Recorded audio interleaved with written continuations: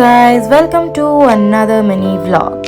দেখতে পাচ্ছ সুন্দরভাবে সেজে প্রত্যেকটা জিনিস তোমাদের দেখিয়ে দিয়েছি। যদি তোমরা জানতে চাও কোনটা কোথা থেকে, আমাকে কমেন্ট করতে পারো। দিনটা ছিল সৌমেনের বার্থডে এবং আমরা চলে গেছিলাম লাঞ্চে আইটিসিতে। অনেক দিন ধরে প্ল্যান ছিল, বাট কোনো দিনই সময় হয়ে ওঠেনি, না আমার না ওর। So that day I thought why not, so we went there to have a lunch. এবারে আমি হচ্ছি এমন একটা মানুষ যে সব কিছু রিজার্ভ করার পরেও নিজে গিয়ে কথা বলতে পারে না। তো ওরই বার্থডেতে ওরই জন্য রিজার্ভেশনে ওই গিয়ে দেখে জিজ্ঞেস করে আমরা ঢুকেছিলাম। দেয়ার ওয়াজ আ লট অফ ফুড। তো যারা খুব ফুডি তারা গেলে তাদের জন্য খুব ভালো হবে। Even though I am also a foodie, but আমি খুব পিকি ইটার, তো আমি সব কিছু সবসময় খেতে পারি না।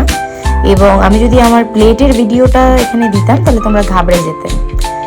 আমি ওখানে গিয়ে ফুচকা খেয়েছিলাম এবং আমি জানি না কেন খেয়েছিলাম, বাট এই ফুচকাটা অনেকটা পানিপুরির মতো খেতে ছিল। এইটা একটা স্পিনাচ পাপড়ি চাট ছিল, যেটা আমি প্রথমবার ট্রাই করেছি, which is kind of good. And সেই বিখ্যাত সিঁড়ি যেখানে সবাই ফটো তোলে এবং খুব সুন্দরভাবে সাজিয়েছিল। একটু বাজেটে হাই, কিন্তু আমি রেকমেন্ড করব যদি কখনো সেভ করে একটু গিয়ে একদিন কাটাতে পারো ভালো। ওখান থেকে বেরিয়ে আমি আর সোমেন চলে গেছিলাম রোস্টে for just have a coffee. And coffee খেয়ে সন্ধেবেলা আমরা গেছিলাম, জানি না তোমরা চেনো কিনা, শর্মাতে। এবং শর্মা ধাবা বলে একটা আছে, ওইখানে রোল খেয়ে দিনটা শেষ করেছি।